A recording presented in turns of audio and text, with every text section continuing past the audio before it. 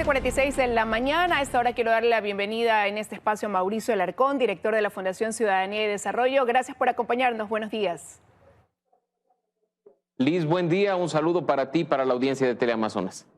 Gracias a usted por darnos estos minutos para el análisis. Ayer oficialmente arrancó ya la campaña electoral. Los dos candidatos a la presidencia tienen 12 días para captar ese voto de quienes están hoy indecisos y para mantener el que ya tienen como voto hasta cierto punto cautivo, ¿no? Y ahí quiero empezar preguntándole qué ha notado usted quizás que ha cambiado dentro de las estrategias de Daniel Noboa y Luisa González de cara a esta segunda vuelta electoral, en esta segunda vuelta electoral.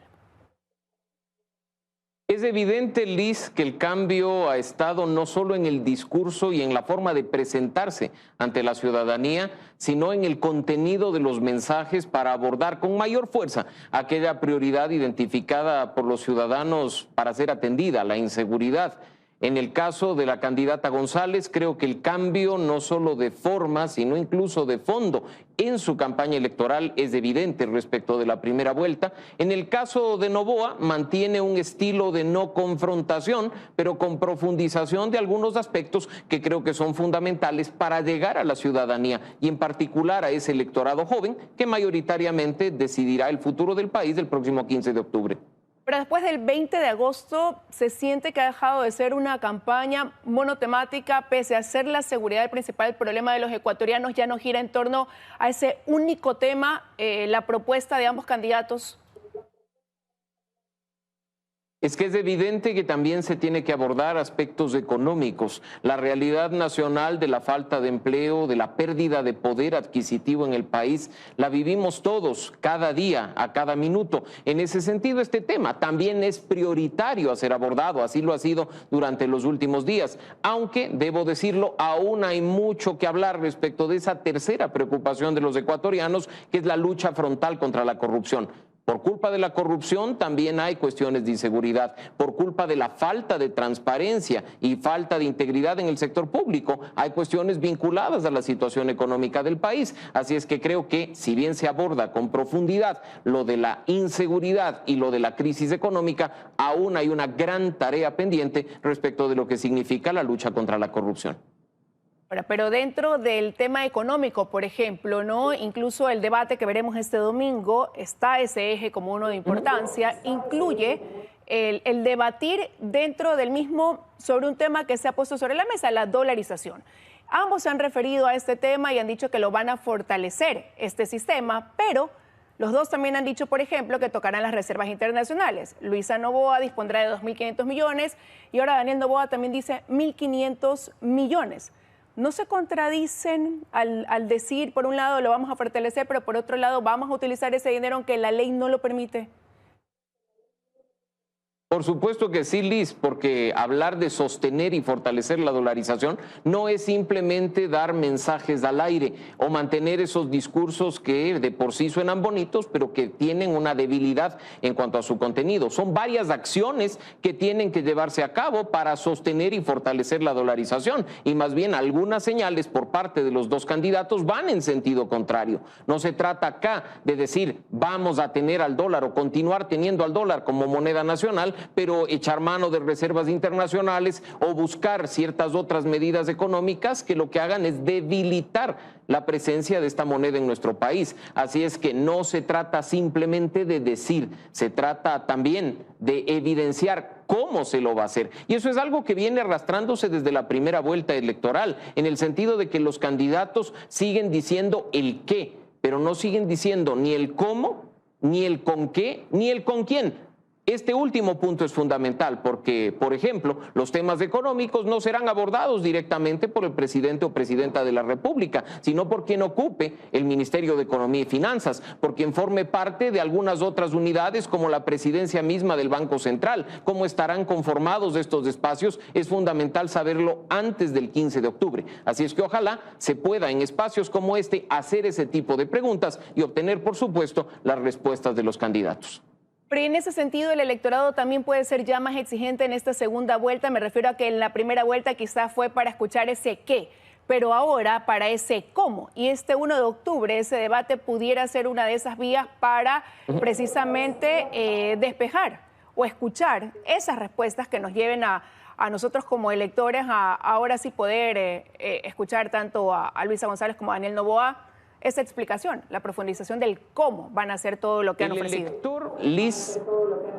El elector no solo puede, sino que debe ser más exigente.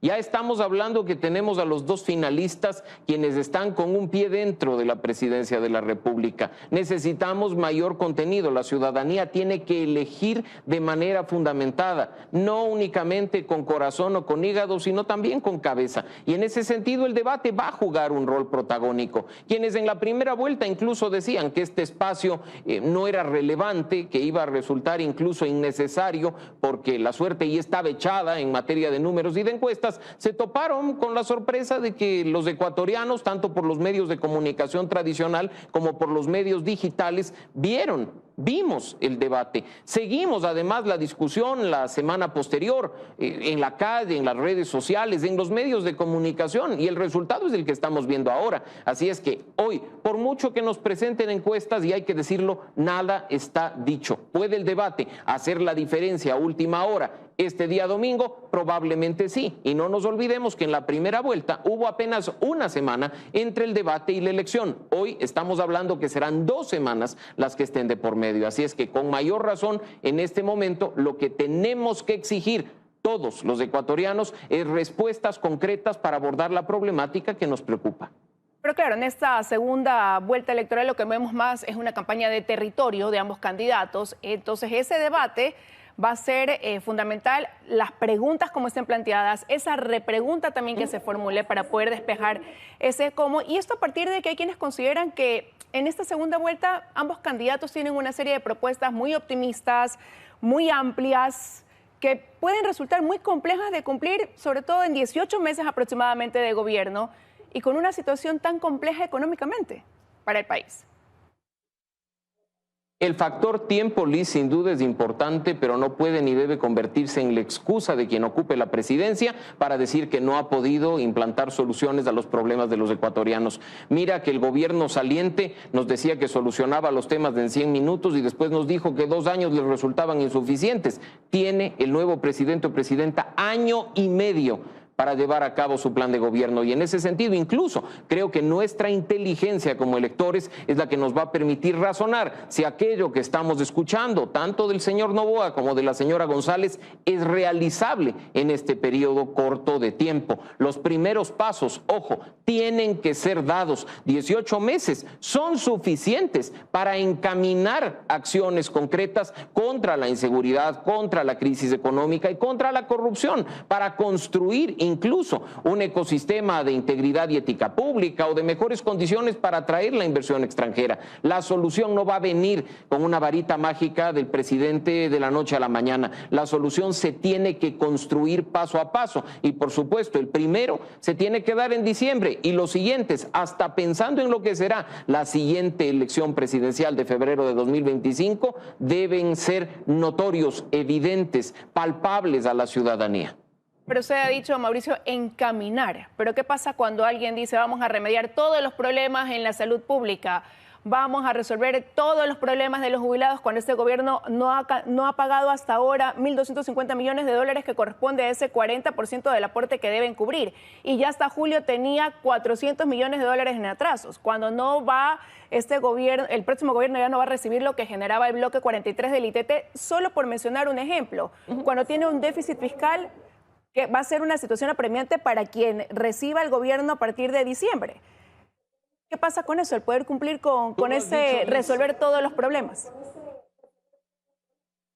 Clarísimo en el sentido de que si alguien te dice, de los que están finalistas, que viene a solucionar los problemas de la noche a la mañana, te está mintiendo. Si alguien te dice que todo se va simplemente a arreglar con una decisión, con un decreto ejecutivo, te está mintiendo. Los problemas estructurales que el país enfrenta en este momento pasan incluso por la Asamblea Nacional, una asamblea que tampoco se ha integrado producto de los problemas en la elección de los ecuatorianos residentes en el exterior y que tendrá que activarse de manera urgente para terminar de discutir discutir y aprobar esos proyectos de ley que dejó la Asamblea cesada por la mal llamada muerte cruzada. Hay una corresponsabilidad, incluso pensando en la debilidad institucional, y donde se requiere, sí, un ejecutivo fuerte, pero que respete la independencia de las funciones del Estado, que no meta mano a la justicia, que no quiera controlar a las instituciones que en este momento están tan afectadas por intereses políticos particulares. La solución, insisto, se empieza a encaminar durante un periodo de 18 meses, pero de ninguna manera encontrará su resolución final. Así es que si alguien te dice que en cuestión de minutos, como lo dijo el hoy presidente, te puede solucionar y cambiar la vida, simplemente te está mintiendo.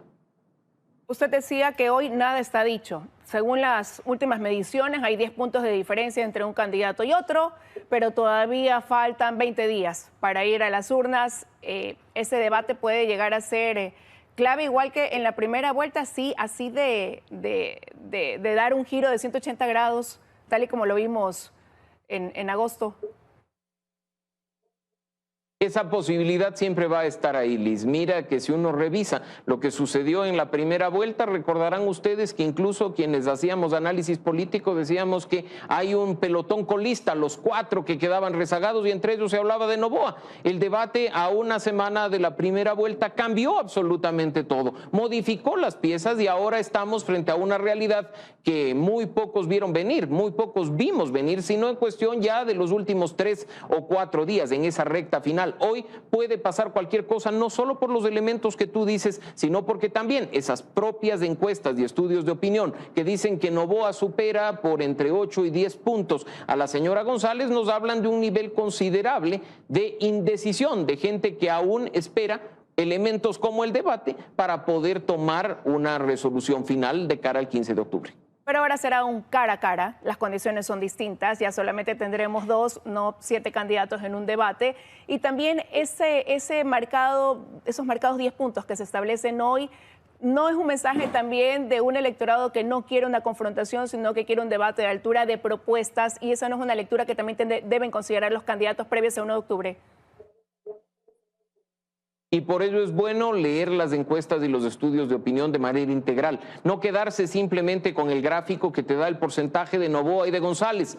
Muchas de las encuestas que nos llegan durante estos días hablan claramente de un electorado harto de esa polarización entre correísmo y anticorreísmo, de un electorado que quiere escuchar propuestas independientemente de dónde vengan, y de un electorado particularmente en la línea de los jóvenes que está cansado de la confrontación, que cree que la política tiene que hacerse de manera constructiva, poniendo al ciudadano como centro del proceso y no a los intereses políticos particulares de una organización o de un caudillo por sobre los del país. Así es que, de nuevo, creo que todo en este momento está dado al día de hoy. Cualquier cosa puede pasar dentro de estos 20 días que restan, pero además los candidatos creo que son lo suficientemente inteligentes para saber cuidar aquello que ya han logrado y capturar el voto de aquellas personas que, como digo, aún se encuentran indecisas de cara a lo que será la elección del 15 de octubre. Gracias por haber estado con el análisis esta mañana aquí en 24 horas. Que tenga un buen día.